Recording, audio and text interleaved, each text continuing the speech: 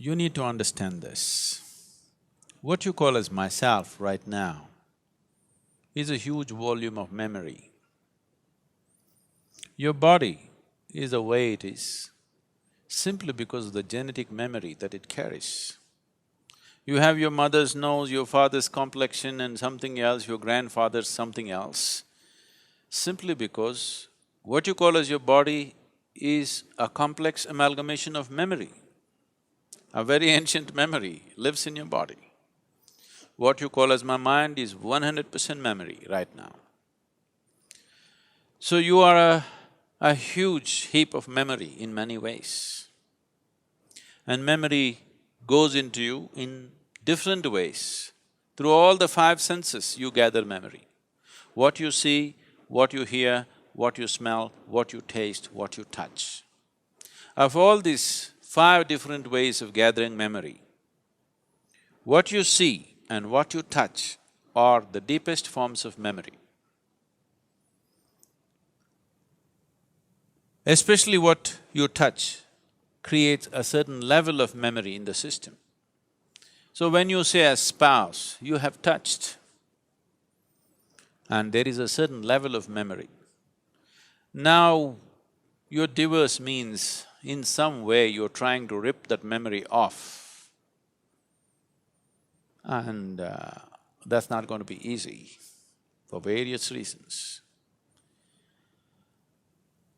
But at the same time, the very fact that you're going through your divorce means you want to be finished with that memory in some way. Maybe not erase that memory, but someone who was a spouse, someone who was in many ways a part of your life, slowly, for whatever reason, you have begun to experience them as a baggage that you're unwilling to carry. So, you want to keep the baggage aside, but you find the baggage is not something that you voluntarily carry, it is something that compulsively sticks to you. So when whatever sticks to you compulsively, if you try to rip it off, there will be pain. See if you can get rid of your mother from your system. You will see it's impossible. So similarly, memory has built up about your spouse, you can't just get rid of it just like that. If you do it, even mentally, psychologically, if you're equipped to do it, you will still see the whole system will go through a certain level of suffering invariably. Even if emotionally, psychologically you're in a balanced state that you can deal with it, the system will go through a certain process. You will see that especially when you are taken away from your spouse, either through divorce or death, you will see the memory within your system plays up much more strongly when they're not here.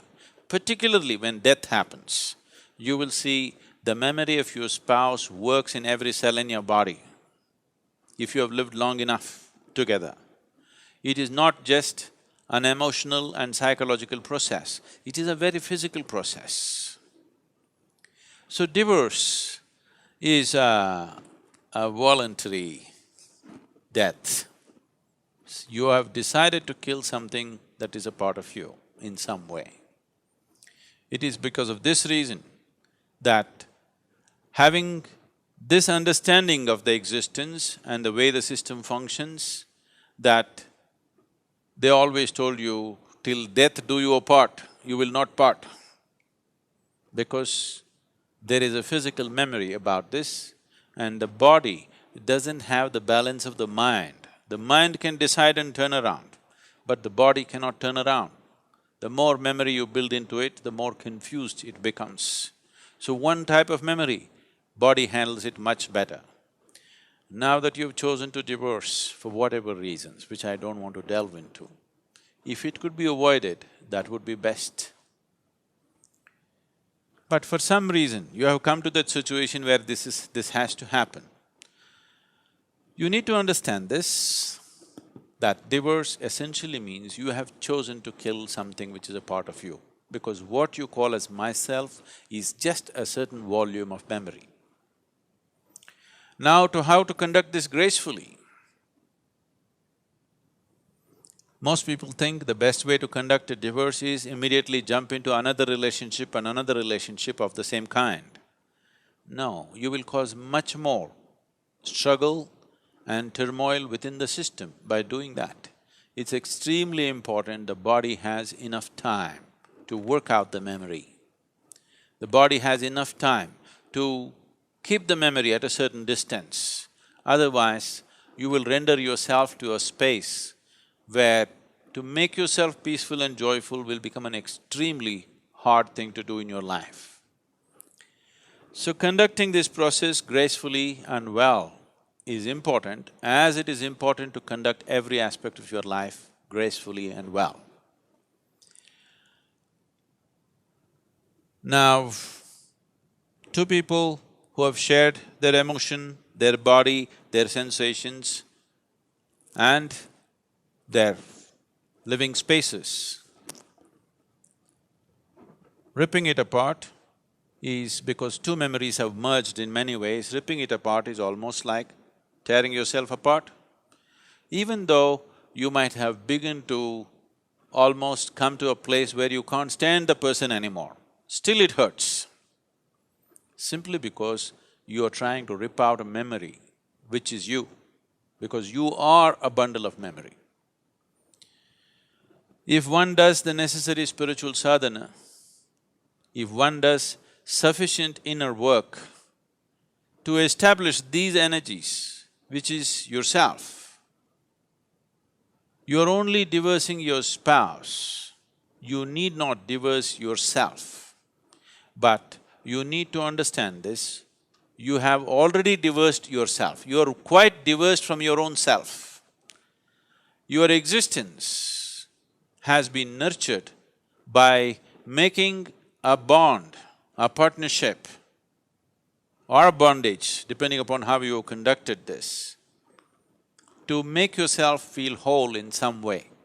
Most partnerships of this nature are made because by yourself you would feel insufficient, incomplete, but that's not how life is. This is a complete life process by itself. It does not need any assistance from outside. So now that you come to such a situation, it is time to turn inward and see. It is time that you find the completeness of what this life is. It is time you discover that this being is a complete being. It does not need any external assistance to be the way it is. To conduct our life in a society, we may need, we are interdependent, but the fundamental existence of this, the balance of what this is, the space of what this is, the possibility of what this is a complete process by itself.